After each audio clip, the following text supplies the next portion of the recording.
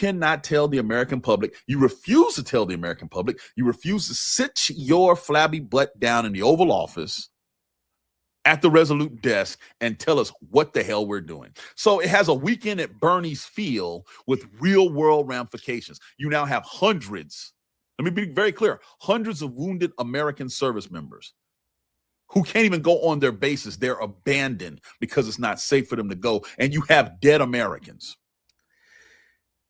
So let's talk about that just for a second, because there was reporting last week that 13 bases, something like that, a dozen bases across the Gulf, had been essentially abandoned. So the United States can no longer inhabit its own military bases. We have troops living out of hotels across the region. What does that do for troop morale?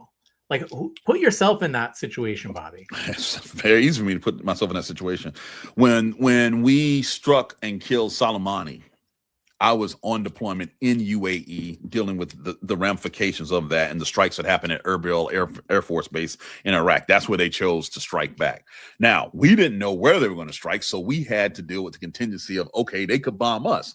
They didn't. But where they bombed, when this thing started off this time, amongst the first places bombed was where we were and where we are, right? And so they're not working from their base because it's been obliterated, right?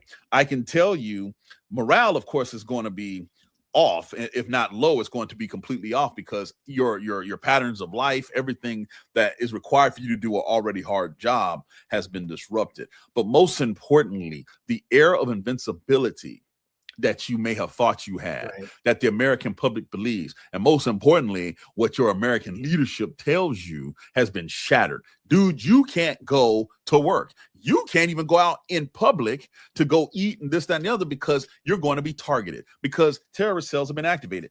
Everybody in the Fifth Fleet or a CENTCOM AOR, Area of Responsibility, they're on high alert as American service members. They're trying to blend in. You got force protection methods here in the United States where you're here and people are telling you to change at work into uniform. Don't ride to work in uniform.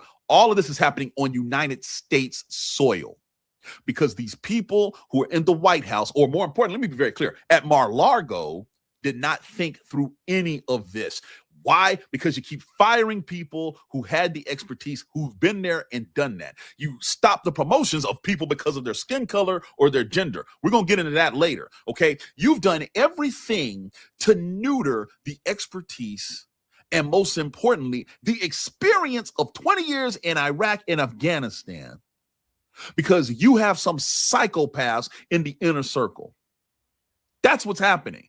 If you think Admiral Halsey resigning from Southcom commander was just some random thing, you're wrong. He saw this. Okay? He saw this. You think it's a coincidence that Trump had to go pull someone out of retirement who said, I'll do whatever you want to be the chairman of the Joint Chiefs. Now, in his defense, he's trying to be professional, but he's been put in a rock and a hard place. But anybody who was up for that job, no one wants to work with Trump or Hegseth. No one. This is a crisis of leadership. Everything else off of that, the branches off of that, is what's happening. But the crisis is of leadership. You have a man who is reportedly bored with the war that he started.